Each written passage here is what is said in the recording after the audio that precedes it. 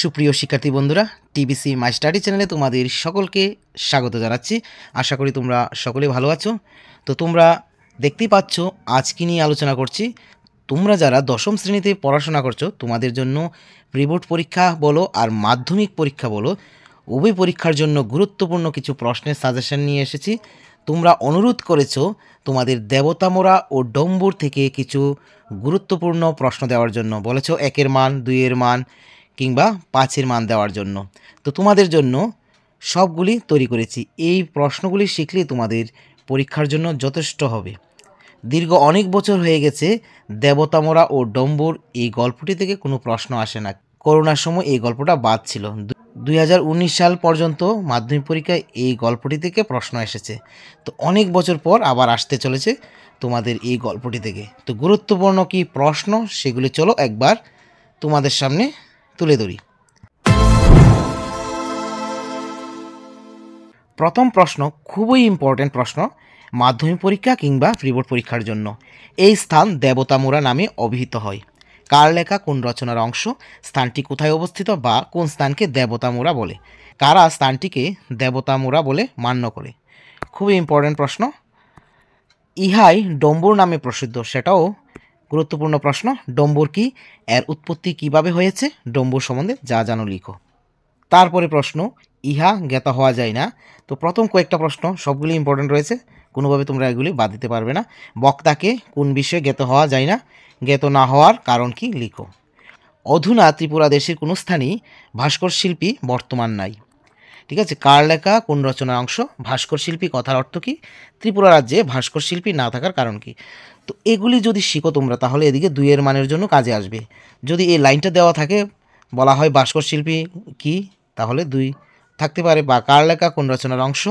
1, ভাস্কর শিল্পী কি 1, 2, এইভাবে পরীক্ষাতে কিন্তু আসতে পারে। হিন্দু রাজ্য প্রতিষ্ঠিত করিয়াছিলেন, উদ্ধৃতাংশের উৎস লিখো। কে হিন্দু রাজ্য প্রতিষ্ঠিত করেছিলেন? রাজ্য প্রতিষ্ঠার পেছনে উল্লেখযোগ্য ঘটনার বর্ণনা লিখো। ঠিক আছে, 5 বা 2-এর জন্য। কতিপয় দেবমূর্তি দৃষ্টিগোচর হয়, কার লেখা কোন রচনার অন্তর্গত? দেবমূর্তিগুলি কোথায় দেখা যায়? এগুলি সম্পর্কে লেখকের অভিমতকে ব্যক্ত করো। তো প্রথম দুটো আসলে 2-এর জন্য, ঠিক আছে, সম্পূর্ণটা আসলে 5-এর জন্য। তারপরে প্রশ্ন উক্ত ঝর্ণাকে দেবতা বিশেষ মনে করে, কার লেখা কোন রচনার অংশ? উক্ত ঝর্ণা বলতে কোন ঝর্ণাকে বোঝানো হয়েছে? কারা কিভাবে দেবতার পুজো করে? এই বারিধারা ত্রিপুরা রাজ্য মধ্যে একটি সুবিখ্যাত জলপ্রপাত বলিয়া পরিগণিত। আলোচ্য পাঠ্যাংশে কোন জলধারার কথা বলা হয়েছে? ত্রিপুরার সুবিখ্যাত জলপ্রপাতটির নাম কি? এই জলপ্রপাতটি কিসের জন্য বিখ্যাত? 5-এর জন্য বা 2-এর জন্য। আমি আলাদাভাবে আবার তোমাদের জন্য 2-এর কয়েকটা প্রশ্ন তৈরি করেছি, যেগুলি আমার মনে হয়েছে ইম্পর্ট্যান্ট আছে। তো পূর্বে যে 5-এর জন্য তৈরি করেছি সেগুলি 2-এর ক্ষেত্রেও ইম্পর্ট্যান্ট রয়েছে। আবার আলাদাভাবে 5-এর জন্য তৈরি করেছি, এগুলি দেখো। সমুদয় সুদীর্ঘ পর্বতমালা সমসূত্রে অবস্থিত। ঠিক আছে, দীর্ঘ গিরিশ্রেণী বড়মুড়া নামে প্রসিদ্ধ। রাইমা ও সাইমা কি? ডম্বুরের জাঙ্গাল কি? ইহাও বলা দুষ্কর। সেই সঙ্গে ভাস্করবিদ্যাও বিলুপ্ত হয়েছে, ভাস্করবিদ্যা কি? তো এগুলি 2-এর জন্য।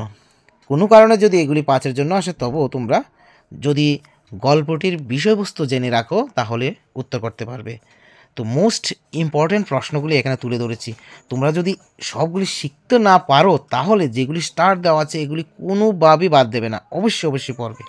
সুপ্রিয় শিক্ষার্থী বন্ধুরা, তোমাদের 1-এর মানের জন্য তোমরা অনুরোধ করেছো, তো আমার যেগুলি মনে হয়েছে ইম্পর্ট্যান্ট কয়েকটা প্রশ্ন তৈরি করেছি, দেখতে পারো।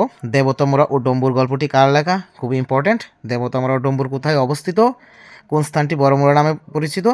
বড়মোড়া পর্বতটি কত মাইল দীর্ঘ? খুবই ইম্পর্ট্যান্ট রয়েছে প্রশ্নটা। ত্রিপুরা রাজ্যের সুপ্রসিদ্ধ 2টি প্রাচীন রাজধানীর নাম লিখো, এটাও ইম্পর্ট্যান্ট আছে। অম্পিছড়া কোন নদীর সঙ্গে মিলিত হয়েছে? গোমতী নদী ত্রিপুরার কোন দিকে প্রবাহিত হয়েছে? ডম্বুর কোন নদীর উৎপত্তি স্থান? ইম্পর্ট্যান্ট রয়েছে প্রশ্নটা। ডম্বুর জাঙ্গাল বলে কাকে অভিহিত করা হয়েছে? সেটা আমরা 2-এর মানের ক্ষেত্রে পেয়েছি। 10 নম্বর প্রশ্নটাও খুবই গুরুত্বপূর্ণ। তারপরে 12 নম্বর প্রশ্নটাও ইম্পর্ট্যান্ট রয়েছে, প্রশ্ন উত্তর পাশে দেওয়া আছে। 13 নম্বর প্রশ্নটা খুবই ইম্পর্ট্যান্ট। রাইমা সাইমা কি? আগে দেওয়া আছে, তো পাশে লেখা আছে 2টি পার্বত্য নদীর নাম। তারপর 15 নম্বর প্রশ্নটা খুবই ইম্পর্ট্যান্ট। 16 নম্বরটাও ইম্পর্ট্যান্ট রয়েছে। ঠিক আছে, তো তোমাদের জন্য এই কয়েকটা প্রশ্ন তৈরি করেছি। তোমাদের যদি মনে হয় আরও বেশি করে শিখবে, কোনো আপত্তি নেই, অবশ্যই তোমরা শিখবে, এগুলির উপর বেস করে পড়বে না। তবে এগুলি থেকেই পরীক্ষাতে আসার সম্ভাবনা 100% রয়েছে আমার মনে হয়েছে। তো তোমরা এগুলি অবশ্যই তৈরি করে নেবে বা পড়ে নেবে। তো আশা করি আমার সুপ্রিয় শিক্ষার্থী বন্ধুরা তোমরা বুঝতে পেরেছো।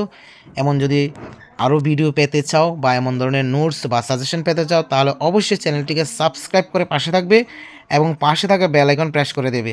আর তোমার বন্ধুদের সঙ্গে এই ভিডিওটি অবশ্যই শেয়ার করবে। তোমাদের একটি লাইক এবং একটি কমেন্ট আমাকে অনেক উৎসাহিত করে। তো তোমরা ভালো থেকো, সুস্থ থেকো।